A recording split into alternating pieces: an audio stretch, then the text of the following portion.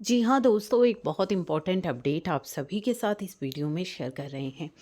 तो जैसा कि आपको पता है कि 31 मार्च बहुत ही इम्पोर्टेंट डेट है आपकी जीएसटी रिटर्न की लेट फीस वेव करवाने की।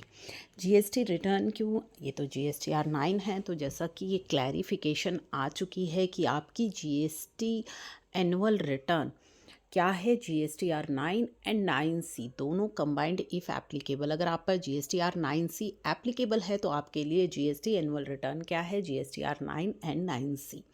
तो अब यहाँ पे जो है लेट फीस का वेवर आपको मिल गया है GSTR 9C का, जो कि आप जान लीजिए कि किस तरह से ये बहुत बड़ा फ़ायदा है जो आपको हो रहा है, और इसके बाद ये बेनिफिट आप नहीं ले पाएंगे और आपको बहुत ही ज़्यादा नुकसान होगा। तो ठीक है, GSTR 9 से आप सभी को पता है कि जिनका जो है टर्नओवर, एग्रीगेट टर्नओवर एक्सीड कर रहा है एक पर्टिकुलर फाइनेंशियल ईयर में 5 करोड़ से ज़्यादा, तो आपके लिए 9C एप्लीकेबल है। तो अब इसका बेनिफिट आप किस तरीके से लेंगे?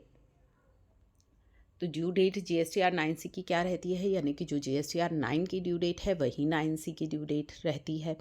अब होता क्या है कि जब ड्यू डेट आने वाली होती है या ड्यू डेट जिस दिन होती है, तो फाइनल लास्ट में प्रेशर की वजह से आप क्या करते हैं कि आप अपनी GSTR 9 को फाइल कर देते हैं और 9C को जो है फाइल नहीं करते कि GSTR 9 लेट ना हो जाए, अदरवाइज़ हमको लेट फ़ीस पे करनी पड़ेगी। और 9C में जो है लेट फ़ीस का ऐसा कुछ फॉर्म में है नहीं, तो आप उसे इग्नोर कर देते हैं या सोचते हैं कि इसे हम बाद में फ़ाइल कर लेंगे। तो ऐसा जो है सिचुएशन हुई और ऑडिट में आया कि आपने 9 तो फाइल कर ली है, लेकिन 9C आपकी पेंडिंग है, जिस वजह से जो है आपको काफ़ी ज़्यादा लेट फीस आपकी दिख रही है और आपके पास नोटिस आ रही है कि 9C लेट होने की वजह से आपके ऊपर ये जो लेट फीस लगी है तो आपको फ़ाइल करनी है। तो उसी के लिए अब यहाँ पे वेवर दिया गया है कि कंडीशंस क्या है इस वेवर की।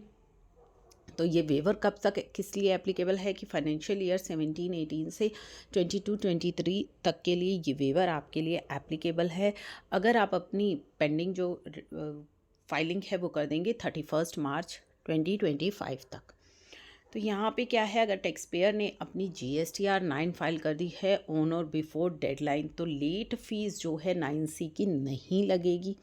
यानी कि अगर आपने ड्यू डेट तक अपनी GSTR 9 को फाइल कर दिया था और 9C आपकी पेंडिंग है, तो वो लेट फीस आप पे नहीं लगेगी। क्यों नहीं लगेगी? क्योंकि इन्होंने बोला है कि जितनी लेट फीस आपकी GSTR 9 लेट होने पे लगेगी, केवल आपको उतनी ही फ़ीस देनी है। 9C के लिए आपको एक्स्ट्रा फ़ीस नहीं देनी है। तो अगर आपने 9C ड्यू डेट तक फ़ाइल कर दी तो 9 ड्यू डेट तक फ़ाइल कर दी तो 9 पे तो आपकी लेट फ़ीस हो गई ज़ीरो, और 9C पे भी जो है वो ज़ीरो हो गई ऑटोमेटिकली, क्योंकि आपको 9 की अगर एप्लीकेबल है तभी पे करनी है। 9 अगर आपने टाइम फाइल कर दी और कोई लेट फ़ीस नहीं है, तो फिर आपको 9C पे भी लेट फ़ीस नहीं देनी है। अगर आपने लेट फाइल करी है 9C, ठीक है, अगर आपने GSTR 9 ड्यू डेट के बाद फाइल करी है और लेट फीस पे करके आपने अपनी 9 की फाइलिंग कर दी, ड्यू डेट के बाद यदि आप फाइल करेंगे तो आपको लेट फ़ीस देनी पड़ेगी। तो लेट फ़ीस दे करके आपने अपनी GSTR 9 की फाइलिंग कर दी और 9C अभी आपकी पेंडिंग चल रही है, ठीक है। तो 9C के लिए अब आपको अलग से लेट फ़ीस नहीं देनी है। जो आप GSTR 9 के लिए लेट फ़ीस दे चुके हैं, केवल वही आपके लिए एप्लीकेबल रहेगी। तो 9C के लिए जो भी लेट फ़ीस उन्होंने लगाई है वो आपको पे नहीं करनी है।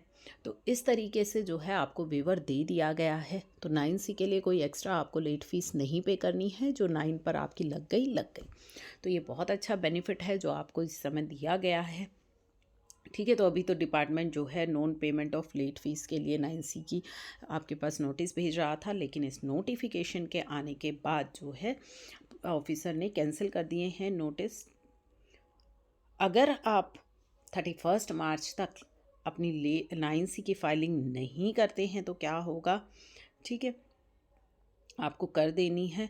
तो उसके बाद जो है आपकी डिपार्टमेंट जो है प्रोसीडिंग्स दोबारा से स्टार्ट कर देगा।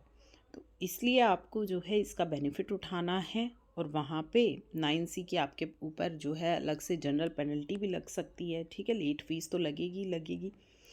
तो ये लेट फीस का वेवर अभी आपको दे दिया गया है, तो इसका जो है बेनिफिट उठाइए और इसे ज़्यादा से ज़्यादा शेयर भी कर दीजिए, क्योंकि 31 मार्च लास्ट डेट है। इससे रिलेटेड कई वीडियोस हम आपके साथ शेयर भी कर चुके हैं।